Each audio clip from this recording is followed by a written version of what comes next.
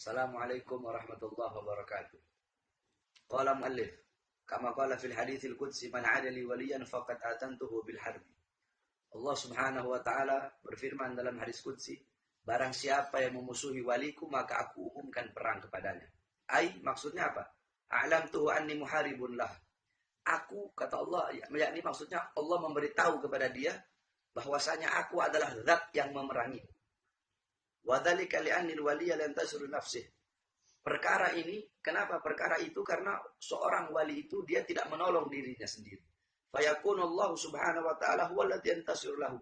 Tetapi Allah lah menjadi zat yang menolong seorang wali, yang menolong seorang yang dicintai oleh Allah tersebut. Wa na'udzubillahi min mu'adatil awliya.